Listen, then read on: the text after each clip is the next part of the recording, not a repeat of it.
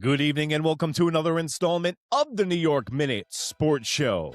Aaron Judge breaks his silence about the frustrations of the offseason. Steve Cohen says no captains in Queens. Tony Clark fired as player representative of the Major League Baseball Association. And he did what? New York Minute Sports. It's New York sports for New York nuts. Don't forget to like. Don't forget to subscribe. Let's go! It's New York Minute Sports. Well, there you have it, folks. Welcome to another installment of the New York Minute Sports Show. Don't forget to like. Don't forget to subscribe. Well, Aaron Judge broke his silence from a guy that we never hear from. All he does is bash homers and do the next right thing. But there was a camera in front of Aaron Judge's face, the captain of the New York Yankees, and he was asked a question about the Yankees offseason, and what he said might surprise you. What was the offseason like for you, just waiting to see what the front office was going to do? And then obviously with Cody, going into January, not knowing whether he was going to be back or not, and how important he is to this team. It was brutal. I'm like, I see a lot of free agents out there. I see a lot of guys that, like the Bellingers, the Grishams, the Goldschmidts, like, let's sign these guys right now and then start adding more pieces, because I'm seeing other teams around the league get better. They're making trades. They're signing big prospects or big players. And, we're sitting there for a while, kind of making smaller moves. But, it was. Well, Aaron, join the club, buddy. That's what we've been clamoring about right here on New York Minute, the lack of moves in the offseason. It seemed like the New York Yankees front office was asleep. So guess what, Yankee fans? Don't feel crazy for feeling like that, because the captain of our team felt like that. But Aaron Judge maybe shouldn't direct his frustrations towards the front office of the New York Yankees. Maybe he should put him towards Cody Bellinger. Because what made the Yankees wait so long for Cody Bellinger? Was it the New York Yankees, or was it Cody Bellinger? Because guess what? It was Belly Baby who dragged his feet until about 3 weeks ago to sign with the New York Yankees. If he signed early with the New York Yankees, because apparently reports are coming out now that the Mets being interested in him, the Blue Jays and the Dodgers, that was all bullshit from Cody Bellinger's agent to drive up the price. So Cody knew he was going back to the New York Yankees. He was holding the Yankees' feet to the fire until he got the right price. So Cody Bellinger is the one that elongated this offseason for the New York Yankees. Another report came out today also that, guess what? We have an answer to the Trent Grisham mystery, folks. Remember, I was like, they're gaslighting us. I'm scratching my head trying to make heads or tails of why the Yankees re-signed Trent Grisham, who I think guaranteed is going to have a down year. You're looking at him. Aaron Judge specifically told the front office, where is Grish? Where's Belly? And where's Goldie? Go out and get these guys. So Trent Grisham is specifically from Aaron Judge. And you know what? Give Aaron Judge whatever he wants. I need this guy to win a championship, and the window is closing on Aaron Judge because he's in his mid-30s. He's that big. Knock on wood. I hope nothing happens. But time is running out on him and the Garrett Cole-led New York Yankees. So the urgency is there, guys, and they need to get back to winning a World Series. Let me know what you think in the comments below about Aaron Judge and what he's saying. It was tough there in the beginning, but I think once we solidified getting Bellinger back, we got Trent being our center fielder, be our leadoff guy for another year. And then you had a guy like Goldie, some of the back end, bullpen pieces that we've been doing. I think we're in a good spot, but the early on it was pretty tough to watch. So I'm like, man, we're the New York Yankees. Let's go out there and get the right people, get the right pieces to go out there and finish this thing off, because we got a special group of players here. We got a good core, a good young core. So, you know what? This is refreshing in a day and age where guys care about the bag more, where guys care about their social and their Instagram account, Jazz Chisholm, more so than what they do on the diamond. This guy wants to win as badly as the guys and the fans and the bleacher creatures in right field. That's got to be refreshing. And in fact, New York is very lucky that we have a captain on the Knicks and the New York Yankees that want to win as bad or more than the rabid fan base of the New York Yankees. And guess what? This is the kind of dude that you want to follow into battle. This is the kind of guy that got the monkey off his back with the 3-run shot in a losing effort against the Toronto Blue Jays.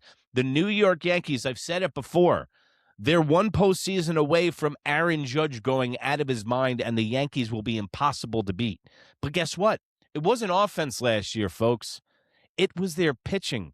Carlos Rodon, Max Fried ran out of gas. They threw the whole team on their back. I mean, the New York Yankees started this year with Luis Gil on the injured list, Marcus, I have a head tattoo, Stroman, and Cookie Carrasco on our starting rotation. So it was wear and tear on Rodon and Fried. And now with all these arms we have and the addition of Weathers and getting youth on this team, they'll be able to stretch the staff out and they won't run out of gas in the most important time of the season, which is October. And the New York Yankees are favored by Vegas to have the most wins in the American League this year.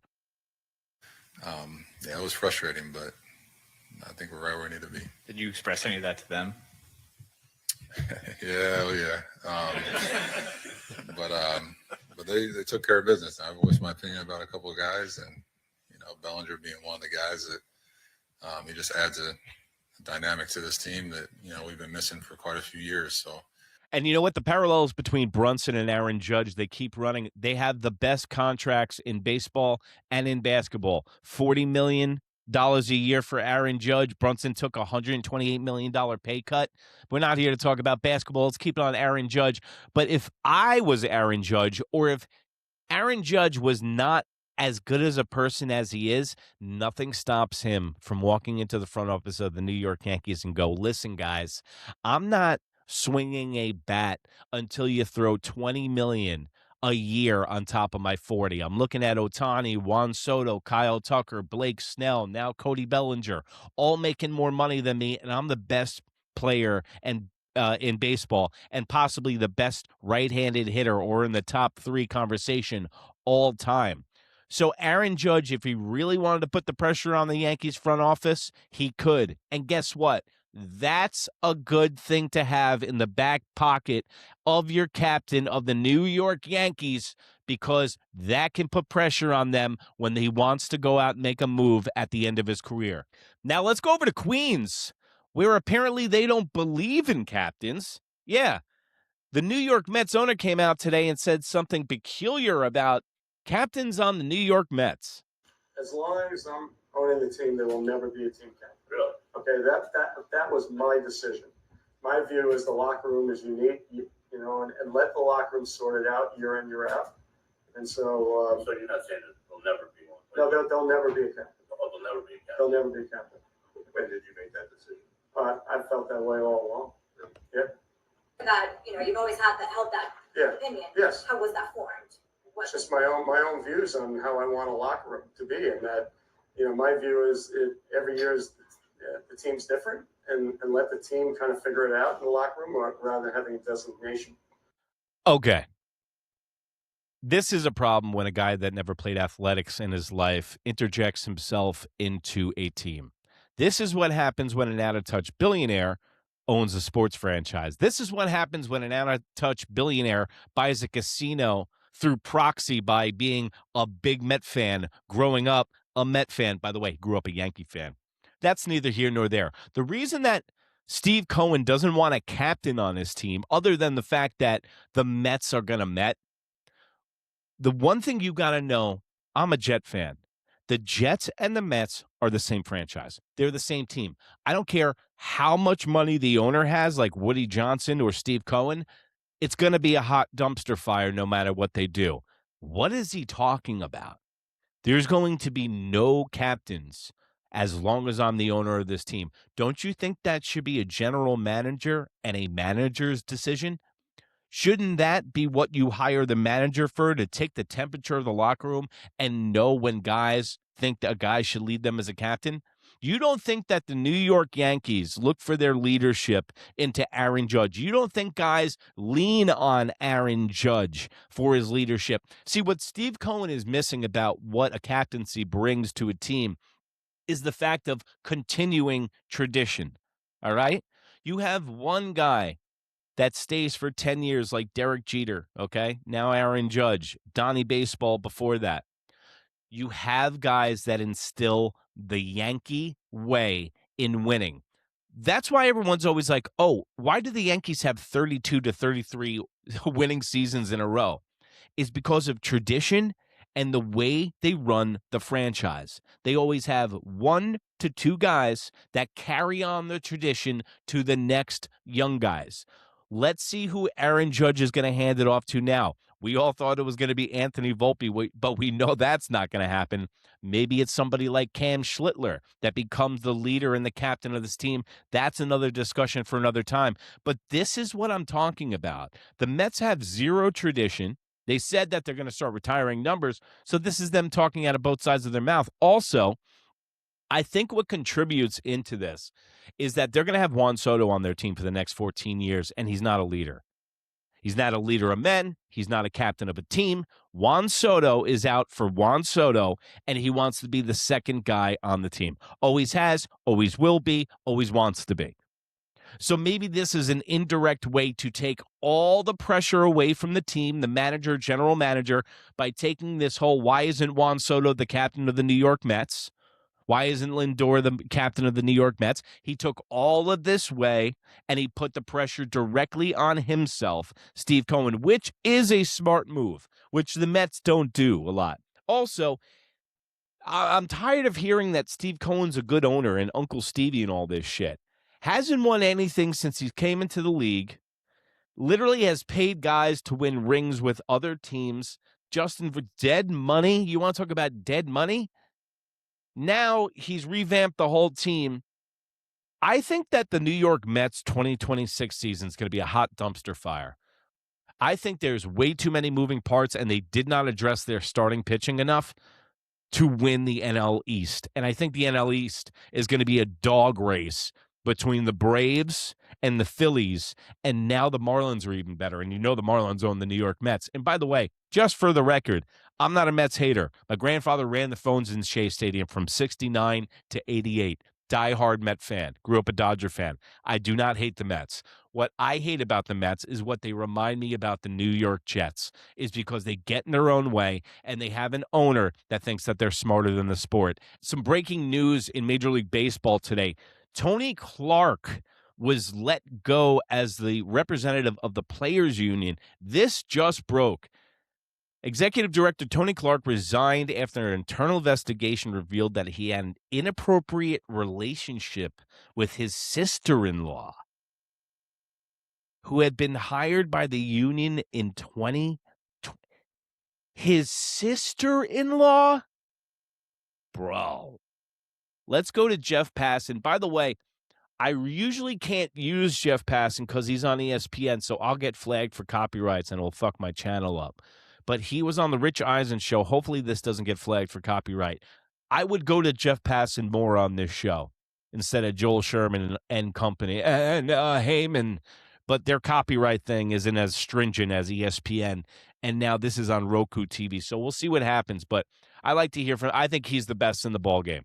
I really think that he is the best. And if you want to listen to somebody, this is the guy. So, and Rich Eisen's entertaining. The day. Jeff, what's going on with that? Tony Clark, the executive director of the MLB Players Association, is resigning today. And this is something, Rich, that I think a lot of people in the game have been expecting for some time. After Don Van Natta and I broke the story back in May of last year, that the federal government and the Eastern District of New York, which has been in the news plenty, whether it's for the NBA gambling or for Emmanuel Clase and Luis Ortiz, they are looking into both financial improprieties that have been alleged, as well as potential obstruction as well. And I think it just got to the point now that this is a seminal year for Major League Baseball, and especially for the Players Association. You've got owners who want to implement a salary cap, and what you need if you are the players and you're opposed to the salary cap is strong leadership. And with this hanging over Tony Clark as long as it has, the feeling was it was just going to be a matter of time until he got forced out or resigned. There is no succession plan at this point. Players are meeting at 4:30 on a Zoom call from the various camps and the player leaders. All right, so imagine if they got Max Scherzer to represent the players' union. I would pay to see that. They could put that on pay-per-view. Okay, so let's go through with this Tony Clark thing real quick. First of all, it always blows my mind a guy like Tony Clark, who played in the majors for 14 years, is embezzling money. But it's an inappropriate relationship on top of that. The union hired his sister-in-law, who not only was he having nefarious dealings with, they were also extorting money from the players' union. So what does this mean as a player? I mean, you got to lose confidence in your union. What does this mean for the fans and the strike? This is not good news. Whatever groundwork you had laid for the last year and a half is theoretically gone. Tony Clark was well received by the owners, was well received by baseball, a well-liked guy, well, until today, all over baseball. So I think that, yes, there is lawyers behind Tony Clark that make all the decisions. He is the figurehead. He is the representative. But they have some mega lawyers for the players' union because obviously they got the capital. And they kind of dictate what he says. But he is the face. He's the smile to it. And he's the difference between baseball in 2027 and no baseball in 2027. So is this a positive or negative for the strike? It's not good. You know, remember I told you that the commissioner walked into the Phillies locker room earlier this year. Bryce Harper told him to get the fuck out. But the groundwork for the strike has been laid for the last year and a half, guys. They've been working on this nonstop because they don't want to work stoppage because baseball's so good right now. This is not good for anybody. This knucklehead got himself fired from the job, and it's gonna break the chain of custody. No pun intended. It's going to break the chain of custody now, and I don't care whether you're a manager at Arby's, okay? You're going to miss a step for a couple of weeks, and I don't think baseball, the fans, and the players' union can afford that. Also, this strike is so convoluted. Like I told you, it's not just the owners against the players. It's a fractured owners squad, and then it's a fractured player squad with go screw yourself, or I don't want to lose $60 million this year, because if they strike, they don't get paid. The 30 for each team, as well as the 8-man executive subcommittee, are going to talk about what the future looks like. And they might elect an interim executive director today. They may punt that for a couple days down the road. But I think what the players realize is that this is a mess. It's a mess that they need to clean up a lot sooner than later, because the days are ticking down until December 1st, and that collective bargaining agreement is going to expire. The likelihood is that Major League Baseball is going to lock out the players, and once that happens, it's going to become a staring contest. And the question of who blinks first, it might be a question that comes down to who is strongest and most united. So your best guess, because battle stations are, as you just pointed out, around the corner here. Best guess, how baseball writ large is hearing this news. Are they quietly fist pounding under their desk, or they're like, damn it, we need a partner to talk about or talk to here? How do you think it's being received on the other side of the table, Jeff? I think it depends on who ascends into that role.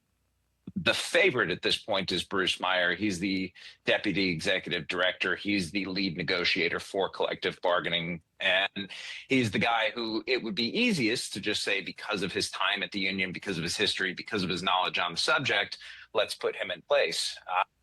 There's potential, though, for players to say that we need to clean house. And the fact that this is happening in February as opposed to June or July or even later on in the calendar gives us the time to go out and do a proper search. I don't believe that's going to be the approach that they have. Brent Suter, who's one of the members of the executive subcommittee, said to reporters earlier today that we are going to name an interim executive director. And everyone presumes that that's going to come from the ranks of those at the Players Association right now. But there's been a number of things over the past year that Don and I have reported on, whether it's one team partners the group licensing firm that the MLBPA started back in 2019 with the NFLPA, and which grew to like a $2 billion business.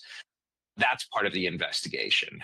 They're looking into Players Way, which was a youth baseball initiative that the MLBPA started that they spent at least $4 million on and really didn't hold all that many events. All of this goes back, Rich, to a whistleblower complaint that was filed in November of 2024 with the Department of Labor that alleged all sorts of improprieties by Tony Clark. And the investigation stemmed out of that, and now it ends in his resignation. All right. Since labor. Wow. Did you pick up on that? Extortion, money laundering, misappropriation of funds, affairs. Holy shit. This is like a Game of Thrones episode. Man, baseball is hurting right now, bro, with the cheating, with the pitchers, with Ohtani a couple years ago. Baseball's doing a really good job of playing whack-a-mole, man, but it is catching up to them. Maybe this is a good thing Tony Clark's out of the picture early so they can rebound and actually get somebody in there, because this seems like this guy, maybe the last thing on his mind was the player strike, and he had his fingers in so many pies, he didn't know what to shit or wind his wristwatch. Wow. Talk usually glazes the fans' eyes over. Let's just wrap this part of our conversation up this way. Why should fans care about this, and how real is this? What's the timeline of the clouds forming? What should we look for? I know I just gave you 5 questions, but just tell me what fans should know. Jeff? Yeah, maybe your producer should have told you to ask better questions rather than not wear a suit. But that being said, wow, noted. Going on the list. Rich, here is why this matters. Because collective bargaining is the story of 2026. And it's going to be the thing that either allows 4 games to be played in 2027 or keeps Major League Baseball off the field then. And that's a scary proposition. The game's in a good place right now, for the most part, but there are issues with the game. You know, the fact that the Dodgers are spending as much as they are and teams toward the bottom are spending as little as they are, and there's that giant disparity, it has alienated fans, and collective bargaining is the way to solve that. Now, is the salary cap the right way? You ask players and they will say definitively no. So I'm not sure it's necessarily going to lead to that, but for the union, it's pretty simple. Like, can they come out of this projecting strength? Well, you can see the last video that I just posted breaking down the balls and strikes, the ABS system, also breaking down the salary cap in baseball. I don't think it's going to work. Look at the amount of money that NBA players make astronomical amount of money, and then they don't even want to play with load management. But yeah, I don't think that, but we'll get to that. But the one thing I just want to leave you with, it sucks that this 2026, which is probably going to be one of the best baseball seasons in a very long time, especially if you're an AL East fan, is that the 27 strike is going to be looming over our head like a dark cloud all season long. Another thing that breaks my heart thinking about if there is a strike, not only, of course, do we have baseball, Aaron Judge will have had the pandemic season and, God forbid, a strike season in his career. And imagine how many games that would take away from him. That would probably be about 220 games that would be taken out of his career. That would draw his stats down. So I don't want to see a strike. The Mets don't want to see captains. Our captain knows what's up. Put pressure on the front office. And I don't know if Jeff Passan's hair looks better or mine. So let me know in the comments below about all of it. Let me know how you feel. And remember, it's New York Minute Sports. New York Sports for New York Nuts. And if you can't be good, be bad, baby. Good night, Canada. Bye.